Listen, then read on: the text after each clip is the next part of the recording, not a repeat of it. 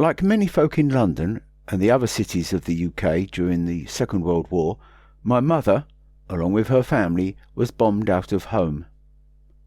Luckily, none of the family were killed, and from a snippet of conversation I had with her, I believe it was in the early part of the war, around 1939 or 40, when her sister was 7, that this occurred.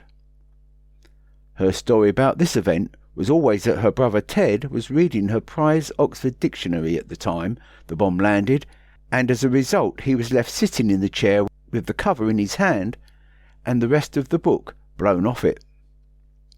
The sad remains of that dictionary, without the cover lost to time, was always in the family bookshelf, and occasionally dug out, particularly during Scrabble. As long as the word you wanted wasn't in the missing early pages, the book was useful. Another bombing story told in the family was in relation to my mother's aunt and uncle, whose wardrobe saved them when their bedroom ceiling came down, to be held up by the wardrobe and what was on top. Apparently a very nice suitcase that obviously was lost, along with anything stored inside, as they vacated the premises with their lives. Our final story is of the bombing of the Trafalgar Avenue Bridge over the canal, and then a V2 further up the road, but I'll let her tell that.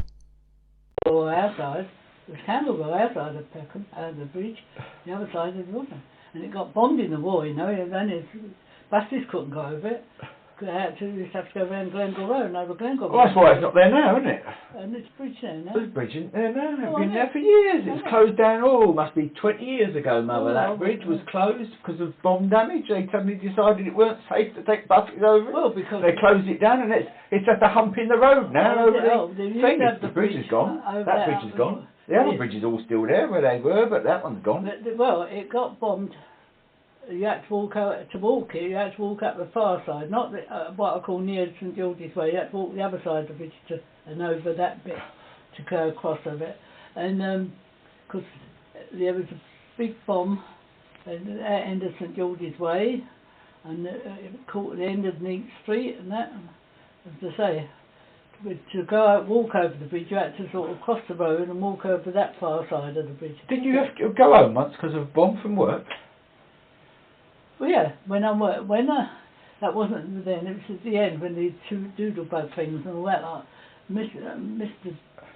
Dalton, our boss, he was in his area where he lived, western part of southwestern London. But he said to me, do you live near Trafalgar Bridge? I said, yes, the end of my street, you know. So he said, I've heard it's been bombed. So I immediately said, I must go home. So he said, yes, and he sent one of the older women, part-time women, because you only had the women, that was their way of doing the war work, really drove you out the war, because you had to keep telling them every day what to do. Because they only came in 2 or 3 days a week. And anyway, this woman came in me and got 63 bus, now of course in the bus, and I walked to the bridge, looks the same, it was already still bombed. So anyway, when I got there, it was the shops. Funny thing, do you remember Bertie Purser, George's mate? I know, yeah. His mum was bombed. She was walking past his shops when the bomb landed. Not Doodlebug, the other one that followed. V2, yeah. And so when I went back to I naturally walked home to make sure Mum was all right, but she weren't in. She was out shopping. I hadn't bothered her wherever she was. So I walked back with this woman. We got on a 60B bus back to Blackfriars and walked through. And he said, all right? I said, yeah. I said, it's the other side of the Trafalgar Bridge from what I lived. I said, I said, Miss Cousin's home, near her, where she lived. She lived in Coburg Grove, one of the girls I'd known since at school. So she lived near Coburg Grove School. So he said, you better go up and tell her. He didn't want to go and tell her. Good job on you're from school. So I assume my mum was all right, because I don't think actually just... But Bertie Purser's mum weren't? No, well, we didn't know that straight away, did we? Not until... And that's when his dad took to drink, Bertie Purser, because he was an only child, took to drink, got drunk himself to bloody death, and the poor kid was left and they wanted to bring him on his mums and his aunts and all that and families. So he ended up in more living in our house than he did with her, because he was George's mate from school. And last I heard he was in Australia. That is. To give you some idea how this area looked before the war, here is a view of the pub on the corner of Waite Street and the shops looking towards the canal from about in line where the V2 came down.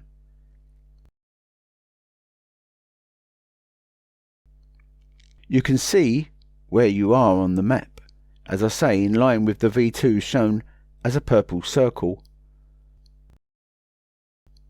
According to this bombing map from the city's records, the pub is coloured in purple and the shops are shown in red, demonstrating that they were virtually destroyed, presumably where most folk innocently shopping would have been caught in the blast. In total, apparently 18 were killed, according to the records of the time. The earlier damage to the bridge mentioned by my mother, and which ultimately saw it taken away in the early 90s, can be seen by all the purple and black at the bottom of the map, and of course the empty space which was an early beginning to what is now Burgess Park.